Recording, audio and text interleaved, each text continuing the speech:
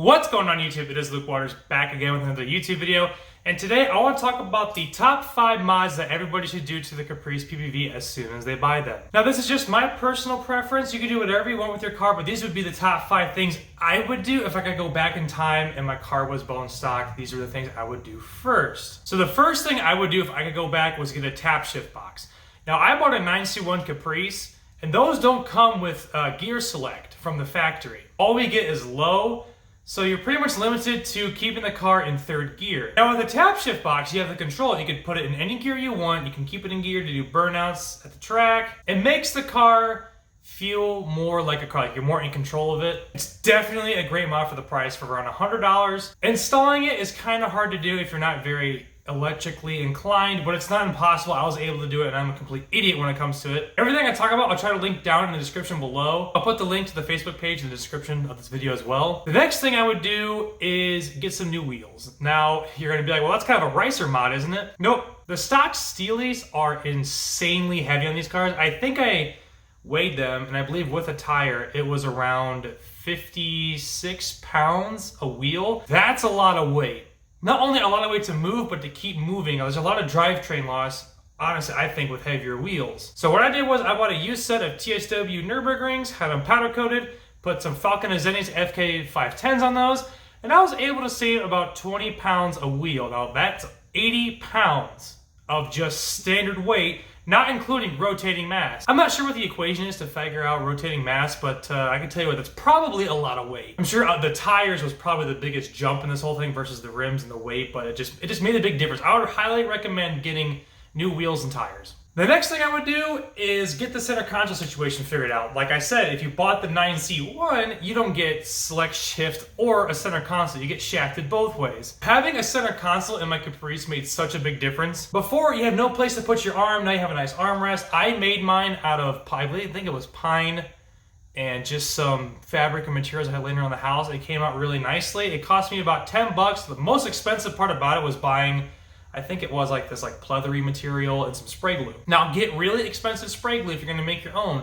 Don't get something cheap. I'm thinking about revisiting that and making a different center console because I think mine's a little not good enough because I made it myself, obviously. It was my first time ever making one. I'd never made one before, and I think it'd be kind of cool to make one for you guys to show you that you don't have to go out and spend hundreds of dollars on these center consoles that are literally just a piece of wood and 2 doggy dishes. I swear, I'll put those in the description as well if you want to buy one already pre-made. I would highly recommend making your own, but that's just me. The next thing I would do to my Caprice was put on a cold air intake. Obviously, that's kind of a given on any guy's top 5, for whether it's a Honda Civic or a Buick Regal. I mean, the first thing anyone's going to want to do is put a cold air intake on it. Now, when it comes to buying cold air intakes, personally, I would get one used. I feel like brand new, they're just really expensive. And for the price of how much they are new, I don't feel like you're getting all your money's worth out of it. I got mine used off a G8 for 100 bucks, a pretty good deal. I even got one for the G8. I don't know if you can see it on there, but I got a RotoFab for the G8 as well. I like RotoFabs personally. I think they look the best. They're the easiest to install, and you can take your old box out and put in the RotoFab in 20 minutes tops. Last but not least, get yourself a cheap set of headers. Now, why do I say cheap headers? Well, because the expensive ones, in my opinion, aren't really worth it. Obviously, if you have the money for Cook's headers, buy them. They're going to be the best made materials. They're going to be the thickest. They're going to seal the best. But I've had good luck with Manzos in the past. Now, there's a big debate of, can you put Manzo headers on a Caprice? And the answer to that is yes. All you got to do is remove the oil cooler. And the factory oil cooler does not do anything. Unless you plan on keeping your car idling for hours and hours and hours, the oil cooler will literally not benefit you at all. So I would rip that sucker out and put in some Manzos and send it. So that's my personal top 5 mods I would do to my Caprice PPV first if I could go back and buy it. The first thing I did when I bought mine was put a camshaft in it. And I'm gonna explain to you on why that was a huge mistake. I didn't realize when you put a cam in the car, you gotta have the heads compensated for it, the intake manifold compensated for it.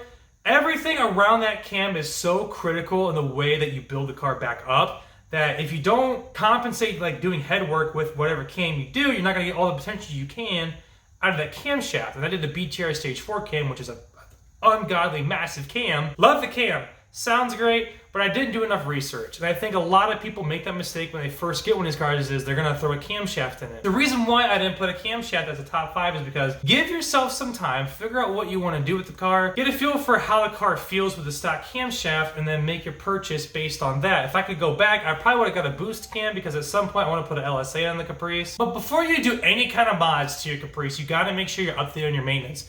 Check your spark plugs. Change the oil if it needs to be changed. Just do one good 180 around the car. A good honorable mention that I was gonna put on my top 5 list is a catch can, but a catch can won't be as beneficial until after you cam it, but it is a great mod to do. Have the money for a catch can or you have one laying around, definitely put one in the car.